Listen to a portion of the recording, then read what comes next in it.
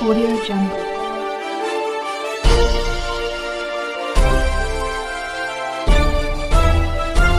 Audio Jungle. आप देख रहे हैं CRS न्यूज सच के साथ। वाराणसी से संवाददाता अजहर वहीद खान की खास रिपोर्ट। वाराणसी समाजवादी पार्टी पर एक प्राइवेट कंपनी के जैसे काम करने का आरोप उत्तर प्रदेश बीजेपी के प्रदेश उपाध्यक्ष ओम प्रकाश कश्यप ने लगाया। लंबे समय तक समाजवादी पार्टी राष्ट्रीय सचिव के पद पर रहे ओम प्रकाश कश्यप ने बताया कि पार्टी में 2-4 चुनिंदा लोगों को छोड़ी DH किसी से कोई राय मशविरा नहीं किया जाता है। PDA की तर्ज पर चल रही है सपा में पिछड्ढा और अति पिछड्ढा का उपेक्षा देख सबका साथ सबका विश्वास वाली भारतीय जनता पार्टी में शामिल हो गया। अनुसूचित मोर्चे के प्रदेश उपाध्यक्ष ने बताया कि आज देश PM के नेतृत्व में बिना किसी भेदभाव के समाज के अंतिम व्यक्ति तक सरकार की योजनाओं का लाभ दिया जा रहा है। जिन विपक्षी पार्टियों ने पिछड़ों और अति पिछड़ों को सिर्फ वोट बैंक समझा था, आज मौजूदा सरकार में उनको भागीदारी भी मिल रही है। प्रदेश महामंत्री के रूप में इंजीनियर विद्याभूषण गोंड जी जो संचालन कर रहे हैं, प्रदेश मंत्री के रूप में नागेश्वर गोंड जी, नीतू खरवार जी, प्रदेश उपाध्यक्ष ओम प्रकाश कश्यप जी और जिनके नेतृत्व में काशी क्षेत्र में अनुसूचित जनजाति मोर्चे का पुनः गठन होकर के भारतीय जनता पार्टी को मजबूत करने का निरंतर प्रयास हो रहा है।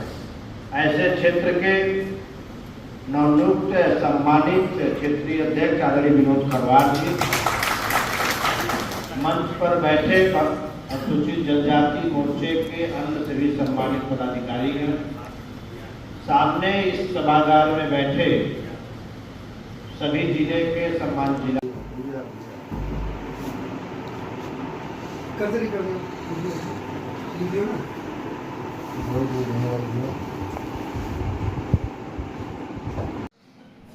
एक बड़ी जिम्मेदारी चुनाव से पहले बीजेपी की ओर से आपको मिली है प्रदेश भर में जी, कैसे निभाएंगे?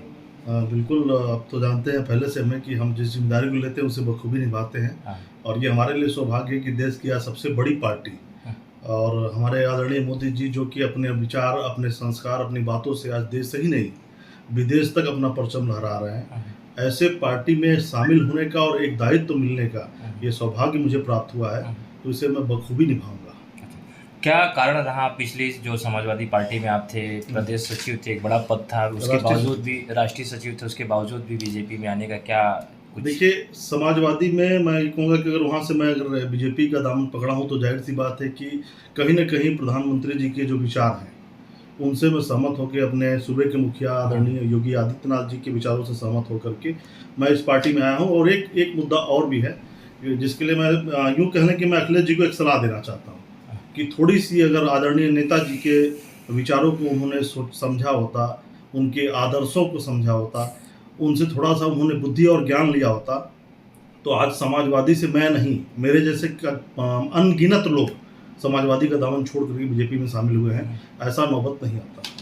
तो क्या वो वहाँ पे अपनी मर्जी से चल रहे हैं? बिल्कुल, वो यूँ आप कह लें कि गिने चुने 2-4 लोग उनके इर्द गिर्द में हैं, बस उन्हीं की सुनते हैं, उन्हीं के कहे अनुसार चलते हैं। बाकी वो रूबरू किसी से नहीं होते हैं। जैसे उनको ये नहीं पता कि उनके नीचे की इकाई में कहाँ कैसे काम हो रहा है, कौन बेहतर कार्य कर रहा है, उनको इससे मतलब नहीं है। 2-4 लोग तो बंद कमरे में जो 2-4 लोग उन्हें बताते हैं, बस उसी के आधार पर चलते हैं।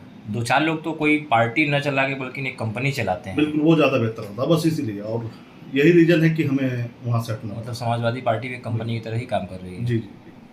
चुनाव